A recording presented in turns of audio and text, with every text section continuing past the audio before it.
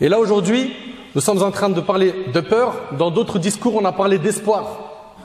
Et si on vous parle de peur aujourd'hui, c'est pour que vous compreniez aussi que Allah subhanahu wa ta'ala, par ces événements, par ces tremblements de terre, par ces volcans qu'on peut voir ici et là, il veut nous faire peur pour qu'on revienne vers lui. Allah subhanahu wa ta'ala envoie donc les tremblements de terre pour nous faire peur. Pourquoi? Pour qu'on revienne vers lui, pour qu'on se repent, pour qu'on se détache des péchés. Allah ta'ala dit وَمَا نُرْسِلُ بِالْآيَاتِ إِلَّا تَخْوِيفًا. Nous n'envoyons de signes que pour susciter la crainte. Qatada rahimahullah, il dit Allah fait peur aux gens avec ce qu'il veut comme signe afin qu'ils réfléchissent, qu'ils se rappellent, qu'ils se repentent, qu'ils reviennent vers Allah subhanahu wa ta'ala. Qatada rahimahullah, il nous dit que Abdullah ibn Mas'ud, il a assisté à son époque à un tremblement de terre, ou à Koufa, en Irak. Et il a dit aux gens, Allah vous envoie un avertissement, revenez vers lui. Regardez comment les pieux comprenaient ces signes. Aux gens, Allah vous envoie un avertissement, revenez vers lui. Bien évidemment, les géologues disent, lors du frottement de deux plaques tectoniques, une pression est exercée sur les roches de la lithosphère. Lorsque la lithosphère a atteint la limite de son élasticité, toute l'énergie accumulée dans la lithosphère est libérée, ce qui provoque un tremblement de terre. L'islam n'a pas de problème avec la science.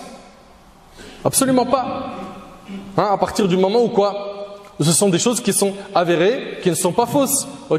Ces causes ne contredisent pas le fait que ces tremblements de terre sont un signe d'Allah par lequel il suscite la crainte de ses serviteurs. Comprenez donc qu'il n'y a pas ici de ta'arud, de contradiction entre quoi? Entre les causes des tremblements de terre et les sagesses qui sont liées aux tremblements de terre.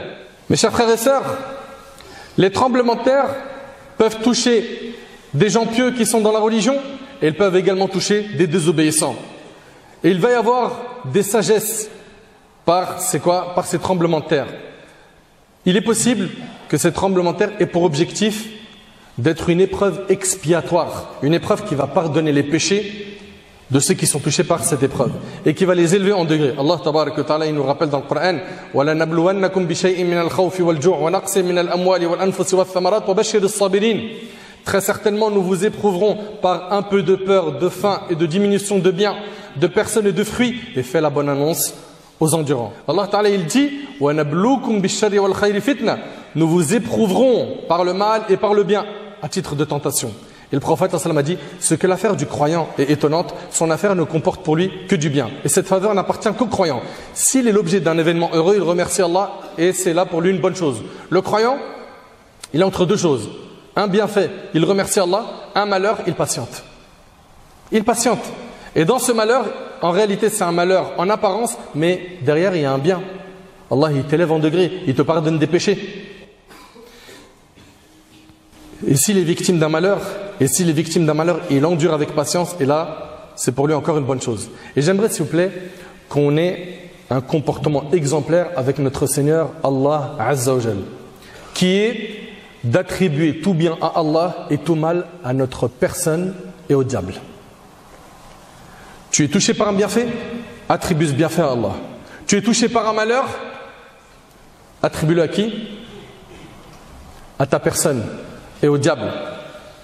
Regardez les prophètes comment ils étaient. Ibrahim alayhi salam, regardez le prophète Ibrahim dans le Coran.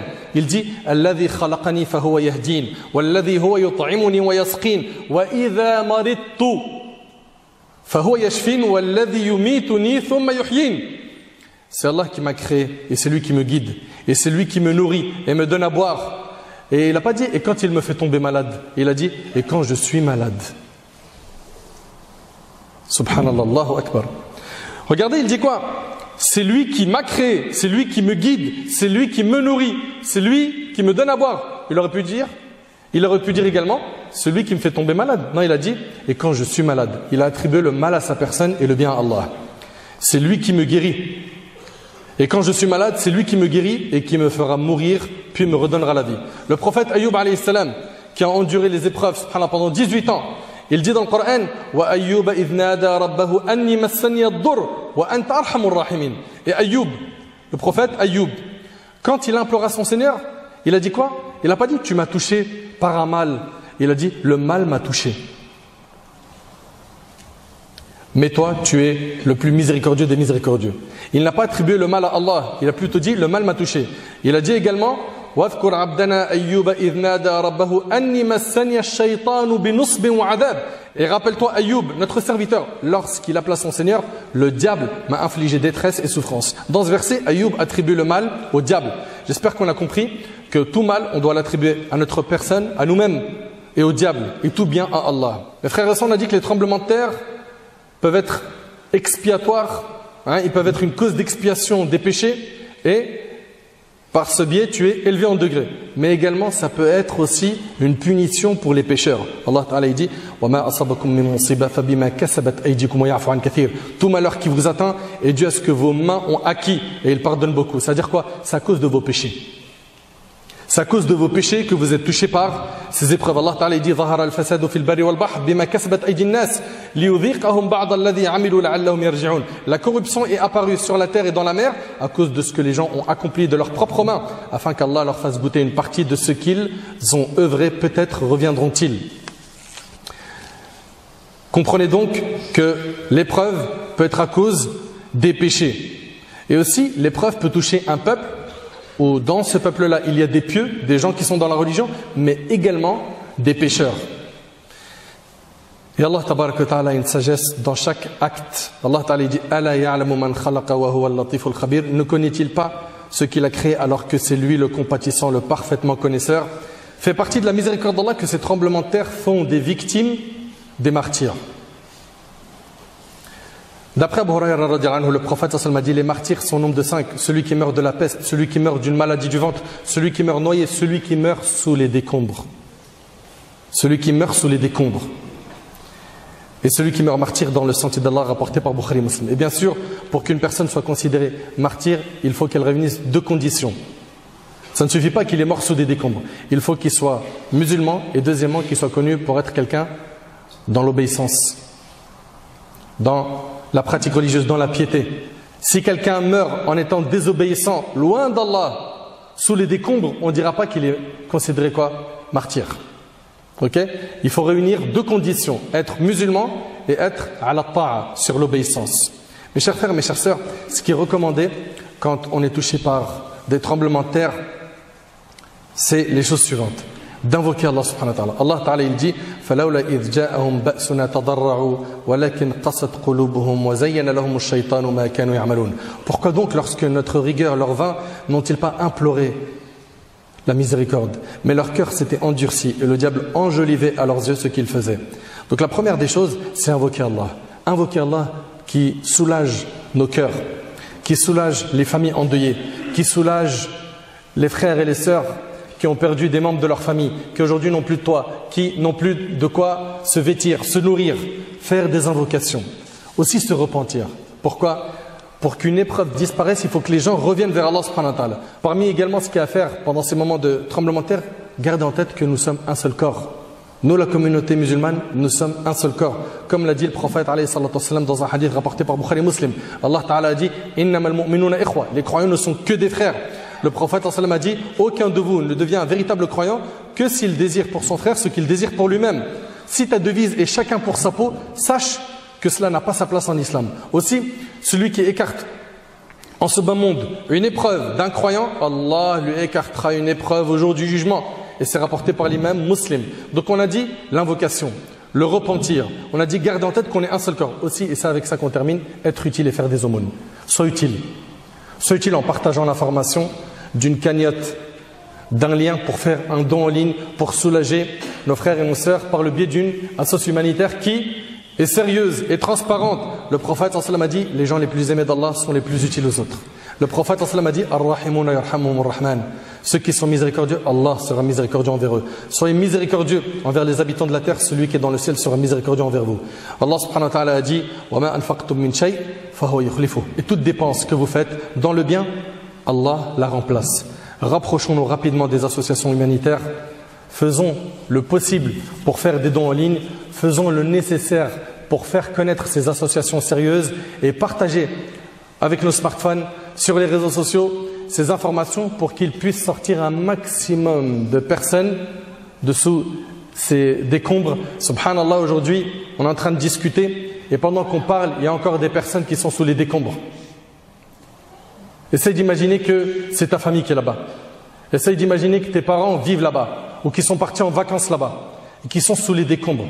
Essaye d'imaginer que cette chose-là t'a touché toi et ta famille, tes proches. Combien on a vu, subhanallah, des vidéos de gens qui pleurent. Qui pleurent pourquoi? Parce qu'il a perdu toute sa famille. Ou bien après 2-3 jours, on a sorti un enfant, Allahu Akbar. Un enfant qui peut-être il ne sait même pas parler. Et il ne sait même pas ils sont où ses parents. Pourquoi? Parce qu'ils ne font plus partie de ce monde.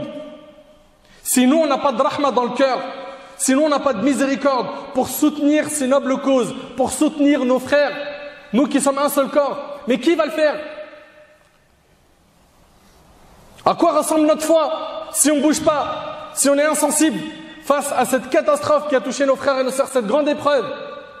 Donc mes frères, mes sœurs, Allah tabaraka wa ta'ala, il nous a tous mis à l'épreuve ici. Il les a mis à l'épreuve. Parmi eux, ceux qui étaient croyants, qui étaient de din, Inch'Allah, pour eux c'est le martyr et la grande récompense. Et de notre côté à nous, elle est où la miséricorde? Elle est où la générosité?